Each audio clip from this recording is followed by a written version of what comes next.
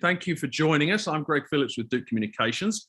Russia has been ramping up its troop presence at the Ukrainian border. With us today to discuss what the increasing tension means for the region and the wider world is Simon Miles. He is an assistant professor in the Sanford School of Public Policy at Duke, where he studies Russia and the former Soviet Union. He's the author of Engaging the Evil Empire, an account of how Washington and Moscow overcame their differences to end the Cold War. Professor Miles, good morning. Morning, Greg. Thanks for having me. You are welcome. So if you could start us off, can you tell us a little bit about why there is a crisis at this border in the first place? So in the most proximate sense, the reason there's a crisis is because we're seeing about 100,000 Russian troops on the border with Ukraine, with, of course, echoes of the events of 2014 and 2015, that is, the Russian invasion of Crimea and some parts of eastern Ukraine. Those troops are engaging in not only just massing in significant quantities, they're engaging in live fire exercises, that is, practicing war. And we're seeing information operations, disinformation, and things like that emanating from this major Russian presence. So most proximately, the crisis is there because there is a huge surge of Russian troops on a pretty volatile piece of territory. Generally speaking, I think there are two critical reasons as to why the Kremlin precipitated this crisis in the first place. And I'll sort of state these pretty expeditiously, and if folks want me to follow up or elaborate, I'm happy to. The first has to do with Russian domestic politics. And I think that this is an issue which is getting really overlooked a lot in a lot of the media coverage today. Putin and many Russians, including those who are not sort of nationalists or expansionists or anything like that, really sees the difference between Russian and Ukrainian as a distinction without a difference. And thus, the whole Putin promise to the Russian people that only a strong leader like him, requiring sacrifices of freedom of expression and other sort of authoritarian means, is necessary to run a country like Russia. Well, if Ukraine can be a functioning, stable democracy, prosperous and successful without such a leader, that calls into direct question the legitimacy and the main argument for Vladimir Putin's regime in Russia. So that's the domestic angle. The foreign angle, the foreign policy angle, is that Russian leaders are unhappy with the growth of NATO ever eastward. They're unhappy with this because it's humiliating, I think it's fair to say, to a lot of Russians, not just in the Kremlin, in the wake of the Cold War settlement that Russia clearly was playing a much weaker hand. And it also calls into question some of their serious security concerns about defending their own territory in the event of an outbreak of hostilities, which is, of course, a small chance, but militaries plan for even small chance events. Absolutely. Thank you for that overview. There's a lot to dig into here. And one of the things I'll start with is, you've mentioned obviously that there is both a domestic and a foreign policy angle for President Putin right now. Do you have any sense, does anybody have any sense of what his end game is with this particular buildup? You mentioned obviously that in 2014, 2015, what resulted was the invasion of Crimea. Do we have any sense of what to expect from the next few weeks and months? So I think one thing that's become clear as I've watched the various Russian figures who participated in both today's meeting at NATO, the earlier meeting, there was a bilateral meeting in Geneva with the United States, is that I don't think even they know what Putin's ultimate endgame is. It bears mentioning that right now, Vladimir Putin has kind of gone into isolation. He's not really seeing anyone because of the COVID pandemic. Anyone, even very close advisors and confidants who wants to see him, basically has to go into an isolation for 3 days and be observed before they can be in the same room as him. So it seems to me that a lot of the key Russian players don't even know this. And these are senior diplomats, don't really know what is a viable proposal, what's acceptable, and what isn't. We've seen pretty clearly that statements have been made about Ukraine forswearing NATO membership, or rather NATO forswearing Ukrainian membership in NATO. And these have been presented by various Russian officials as the absolute central piece of that package of requests, demands, proposals, whatever you want to call it, from the Russian Federation. So I think it's fair to say that some movement on the Ukraine issue that is favorable to Russia is really, really important. Now, that being said, in the meeting at Geneva and today's meeting at Brussels, that issue has been deemed a non-starter, right? Wendy Sherman in her press conference of just a few minutes ago led by saying that's not happening. And the Russians have not walked out. They have not said, well, obviously this isn't going to go anywhere. They haven't done anything of the sort. So clearly there's some room for maneuver. I just don't think that the Russians in the room doing the negotiating really know. So why put all of these troops in position anyway? Well, one, because it sort of gins up these crises, right? And this is very good, again, going back to the domestic situation, for Vladimir Putin's position and sense of legitimacy with his own people, to be seen as sort of this great statesman, right? And then you, of course, have, well, what would the military play be? And this is something on which analysts are really divided. So I'm going to state what I think is the most likely use of force, but you can find certainly many people arguing different points. I think that if Russia were to use force, their goal would be to demonstrably break the Ukrainian military, and also to show that the United States, or to attempt to show that the United States is sort of all talk. The experience of occupation in Donetsk, Luhansk, for the Russian military has not been a positive one. It hasn't been they're not good relationships between the leaders of the Donetsk People's Republic, the Luhansk People's Republic, and the Kremlin. In fact, the Kremlin's kind of fed up with these people. So I'm very skeptical that there's any desire for a major sort of military occupation. What I think we would see if force is used is a high-speed assault to basically break as much modern equipment that the Ukrainian military has, demonstrate that Ukraine is highly vulnerable, and hopefully get a twofer, basically, and demonstrate that the United States is perfectly happy to talk about supporting Ukraine, but when push comes to shove, literally, isn't really willing to put much bite behind its bark. That's sort of how I see the Russian military calculus here. Gotcha. Thank you. How much of that do you think is driven by the fact that President Biden said that there wouldn't, the US wouldn't use force in the region? Do you think that that's emboldened Putin and maybe makes that kind of demonstration of military might more likely, or do you think that that doesn't really have anything to do with it? So I think that was an unwise thing to say on the part of the president.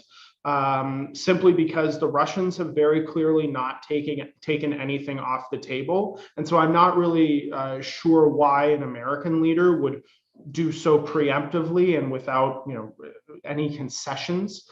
Look, do I think it's wise for the United States to launch a major military operation against a heavily armed nuclear power? Of course I don't. But I think at this stage, the situation is highly fluid. There's a lot we don't know about what Russian intentions and capabilities are, and there's a lot that the Russians don't know about American intentions and capabilities. I certainly think that statements sort of bracketing off certain types of action are taken by the Kremlin as an indication that the United States is a lot more talk than it is action when it comes to Ukraine. And I think that those certainly indicate to Putin and some of his advisors, though how many of them he's really listening to, I'm not very sure. I suspect the answer is close to none, that they can get away with what they're trying to do to the east of Ukraine right now. Sure, absolutely. Thank you. The summit in Geneva, it seemed what came out of that as a headline was, Russia insisting that Ukraine never have membership of NATO and the West refusing to rule that out. Does that kind of set up a standoff here? Is there a way that the US and Russia can both emerge from this without egg on their faces, or does there have to be a winner and a loser in this particular standoff? I think that's the big question, and it gets back to my earlier comments about not really being clear or sure about what the Kremlin endgame is here. So the Russians have said repeatedly and quite forcefully that the issue of NATO expansion to include Ukraine is their top priority. To which sort of the United States has replied with, I guess we could say, a list of more fractional issues on which they're willing to deal. Issues like arms control in Europe, conventional force levels in Europe, military exercise, observers, monitors, notification, and things like that, various kind of deconfliction measures, etc. So the question is whether the American side can kind of add enough of those together to balance against what the Russians want vis-a-vis Ukrainian NATO membership. On that, I think there's three really important points to make. One, Ukraine is not joining NATO anytime soon. And the Russians are keenly aware of this, right? I think even the most optimistic projection would put that as being a decade out. I would put it as even further out than that because of serious structural reforms that need to be made to the Ukrainian military, which, though it has evolved significantly since 2014, 2015, when it was really back-footed by the Russians, is still in need of help and improvement. So that's the first point, is the time horizon, and I don't think that's news to the Russians. The second has to do with the fact that Ukraine does not have territorial integrity, and when the premise of the nation, of the alliance, is that it will defend nations against threats, when a country like Ukraine has a real piece of its territory that it doesn't fully control, its sovereignty is compromised. That, of course, is not the situation in which I think any American policymaker would want to bring them into an alliance like NATO, nor indeed would any of the other NATO partners. Which leads me to the third point, which is that NATO is not singing from the same sheet of music on the issue of Ukrainian membership. Viktor Orban in Hungary has been quite clear about this, that he is not in favor of it. He's a bit of an outlier from NATO on many other issues as well. And even the Germans and the French are pretty lukewarm on this. So I think that the divisions within NATO are a key element here, and we're probably going to see more of that even just over the course of today in the wake of this morning's meeting. Sure, thank you. There's been a lot of discussion of US sanctions against Russia. Do sanctions really, do they have much power at this point? Could sanctions make any difference to how Russia continues in this scenario? So that depends on who sort of signs on to the sanctions. I think it's pretty clear that countries like France and Germany would not be open to sort of active participation in those sanctions. The Germans have made it very clear that, for example, they intend to go forward with the Nord Stream 2 gas pipeline, which will move Russian natural gas from sort of Siberian and other fields to Western European, especially German markets. The French, too, have sort of sent pretty clear signals, I think, that they're not interested in punitive, major sanctions, the likes of which would really inflict the kind of pain on the Russian economy that would change the Russian course of action. So there are some levers that the United States can pull, but a lot of them also will require building a coalition in order to really achieve maximum effect. Anecdotally, on my trips to Russia, I do not see a country that is sort of brought to heel by economic sanctions in the wake of the Russian invasion of Ukraine. That's certainly not the impression that one gets. And I think the Russians have gotten, over the years since those initial sanctions were levied, better and better at not just sort of circumventing, but also substituting for those types of goods. At the end of the day, the Russians have a significant quantity of oil and gas, and there are many people who want to buy it and who see sanctions on Russia, which would drive up the price of those consumables, as being not good for their national interest, even if it's at the expense of Ukraine.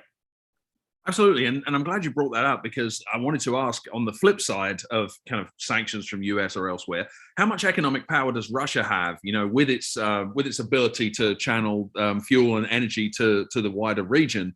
Does that give it some economic heft to get what it wants? Absolutely. I mean, we saw even just in the case of Ukraine about half a decade ago that withholding gas or jacking up the price of gas was able to do serious damage to Ukrainians during a cold winter when basically their thermostats were hijacked by the Kremlin. That was a really powerful source of leverage. I think we're going to see similar leverage on much more powerful countries like Germany as a result of Nord Stream 2, the wisdom of which, I'm highly skeptical, to be honest with you. So I think that's a really, really important issue. I think it bears mentioning that the economic argument, the fear of sanctions argument is a tough one for me to buy, even as it's presented by the Biden administration, because in 2014, 2015, Russia was economically much weaker than it is now. And thus was much more vulnerable to the threat of sanctions, and still proceeded to use force in Ukraine when it saw its national interests served in that way. Today's Russia is going to be much less hurt by sanctions, especially the types of more unilateral sanctions the Biden administration could bring to bear. And thus, I think that is less of a compelling argument in the eyes of Russian policymakers, because their economic power, primarily through the export of hydrocarbons, is even more significant. Sure, thank you. I should have mentioned earlier that we are open to questions here. You can post questions in the Q&A window at any time, or if you'd like to ask a question in person, you can raise your hand in Zoom and we'll unmute you so you can ask that. I've just been kind of rolling down the hill with questions of my own because I find this topic so interesting. And another one here, it seems to be very much so in the US, and maybe in Russia too, a tendency to view this kind of thing through a Cold War lens. And it seems like there's lots of suggestions that ultimately Russia's goal is to, or Putin's goal is to rebuild, the Soviet Republic. Is that an overly simplistic reading of what we're seeing unfold in the region right now? Well, I think we need to parse that out. For the record, I think it's very clear that Vladimir Putin does not want to sort of bring back the Soviet Union, in large part because capitalism has been very good to him. He is undoubtedly an extraordinarily wealthy individual, thanks largely to corruption and graft within Russian government contracting processes and things like that. So I don't think that there's any desire to sort of go back to the ideological days of the 50s, 60s, 70s, and 80s. What I do think there is a desire to return to is to the power and, for lack of a better term, respect that the Soviet Union commanded on the international stage. I think that we've seen the pattern of Russian sort of misbehavior in Ukraine begetting meetings with American presidents, first in person, then another one over some kind of video conferencing service, and now the sort of 3 in a row bilateral NATO and then CSCE meetings of this week, as really serving Putin's interests in a lot of ways. So what I think he does want to go back to is that prestige and respect, which did, of course, include an acknowledgement, even if it was more tacit, that Russia has a sphere of influence, as the Soviet Union had a sphere of influence. And of course, Ukraine would fall within that in that sphere. Of course, Russia has not given up, for example, its massive nuclear arsenal, which is the only one that's on par with the United States's. It's a significant drop off from those two to kind of the next largest arsenals in China, Pakistan, India, the United Kingdom, and France, for example. It's then another significant drop off to some of the smaller ones again. So I think that's really what he wants to restore. He made it very clear over the summer in a sort of, let's say, esoteric interpretation of history, that he doesn't believe that Ukraine is really meaningfully a separate country. That's his maybe, because that is the facts on the ground right now. But what he definitely isn't happy with is the sort of the post-Cold War settlement, in which American influence expanded. I should say very clearly that that was largely because it was invited by countries like Hungary, Poland, Czechoslovakia, even before it split into the Czech Republic and Slovakia. And Russian influence declined precipitously, in part because the 1990s were economically very rough years for Russia, and also because of the leadership challenges that Russia faced during that decade. Sure, thank you. Pull in a tangential point here. We've seen, images of Russian troops in Kazakhstan as part of a regional force with unrest that's happening there. Is there any connection in terms of the Russia flexing its military might in seeing these images happening at the same time, or is it purely coincidental, do you think?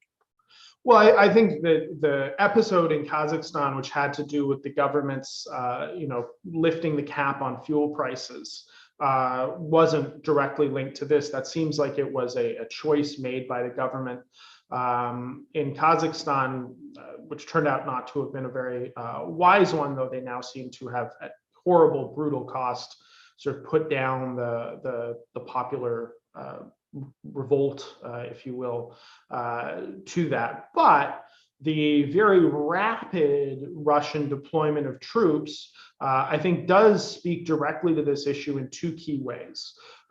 First, having to do with the sense that this is Russia's neighborhood, and a solution to problems in that neighborhood, to include Ukraine, to include Kazakhstan, is not going to be achieved without direct Russian involvement.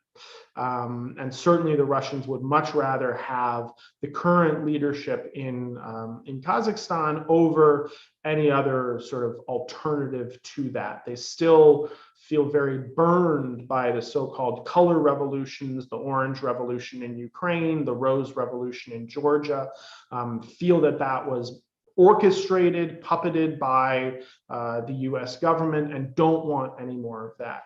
And the second is maybe more of a link between Kazakhstan and the ongoing Russian presence in Syria, which is the very public reminder that we can do expeditionary warfare. The Russians put a great many troops, including heavy equipment, on planes and flew them to Kazakhstan, which is militarily not a minor undertaking. They did it at speed, and they did it pretty decisively, and did it at scale as well. So I think that's a reminder that Russia is militarily not to be trifled with. They've made enormous reforms since 2008 especially, but there was inklings already in 2006 to make their military a much more competent, lethal force. Kazakhstan is a reminder to everyone watching Ukraine of that fact, I think. Gotcha. Thank you. I wish to have a couple more questions here before we wrap up. How much of a difference do you think, if any, the change in leadership in the US has made? Obviously, there was a lot of focus on Putin's relationship with President Trump. Now, President Biden, we've got a very different tone, and Russia is behaving very differently. How much of a difference do you think that's made, if any? I think it certainly has made a difference. I think when Russian leaders watched the, let's say, fixation on China, both in the Trump administration and now also in the early years of the Biden administration, I think there was an element of contemplating that perhaps the United States is willing to sort of make concessions just to make this go away. That is to say, American policymakers, not just the president, have made it clear that China is their focus. If we are able to pose enough problems to them Maybe they'll just try to sort of solve the problem set as quickly as possible and not necessarily as effectively as possible for the American national interest in order to focus on what they think is the bigger threat, that is to say China. So I think there's that element. I think there's also just an element of wanting to test a new president and see if he will sort of stand up to Russia or make concessions. And I think that also it's not just a story about American leadership. And I think the end of the of Angela Merkel's tenure in Berlin is also a really important one. I don't think it's a coincidence that this is coming after those two critical sort of changes in personnel. Merkel was really the sort of the linchpin of European unity in many ways, including on the Russia issue. Now, there was always daylight between her position and that of the White House and certainly of the mainstream American national security community. But her being gone, a new leader in Germany too, I think one who has not really indicated much of an appetite to stand up to Russia, was also a permissive context for the Kremlin to see if they could push on what might be an open door. Sure, absolutely. That makes sense. Thank you. And before we go, one other question. You've mentioned the possibilities of what we might see unfolding in the region and the likelihood of Russia actually invading or using its military strength there. Do you have any sense of what kind of time frame we should be looking at? Is this something that is reaching ahead now, or is it something where those troops could be sitting there for a while and we might see a very quiet and gradual climb down once it's not making as many headlines? I think first and foremost, a lot of what we've seen about the troop deployments, and this is all kind of unfolded in front of the public eye, right? This is not something you can really mask from overhead satellites. You're talking about 100,000 people and a lot of really heavy machinery. Is that they're leaving behind sort of very quick start kind of units, masses of 300 or so vehicles, such that you could very quickly surge troops back to those points. They mount up with their equipment and then they launch an invasion. So definitely there is preparation for a much longer engagement of this type on the part of Russia's military planners. And I think, frankly, you're probably not going to see that go away, those sort of instant units that have been forward staged, really proximate to the Ukrainian border. I think next week, according to what the Russians have said, is going to be decisive. They've repeated the point that the United States has said that it's going to kind of come back with solid proposals next week many times. That to me indicates that they think that that's going to be a decisive point. I think the CSCE meeting on Thursday is going to be also very important, in large part because in the very, very early 1990s, it was Russian policy, Soviet policy, and then Russian policy that the CSCE was the future of European security, not NATO. Now, of course, Eastern Europe disagreed and went ahead and joined NATO. So I think you might see some movement in that forum, because the Russians don't want to sort of dignify a forum with NATO as being the correct avenue to pursue, real progress. They want to send a diplomatic message that this needs to play out in a Conference on Security and Cooperation in Europe context. So I think we're at a pretty decisive point this week and next week, but I think that the Russians have hedged their bets and can probably continue this for a while, though it's not going to be, they can't do this indefinitely in case that doesn't come to fruition. But the big question is how Vladimir Putin sees this timeline. And that's something that, to be frank, I think only he knows. Absolutely. Thank you. I think we'll leave it there. That seems the perfect point. Thank you, everyone, for joining us. Thank you to Professor Simon Miles for sharing your expertise. This has been fascinating. We're holding regular briefings on the pandemic and other challenges facing the US and the world. So if you'd like to be on the list for future briefings, please email dukenews@duke.edu to let us know. In the meantime, please stay well and have a great day. Thanks, everyone, for joining.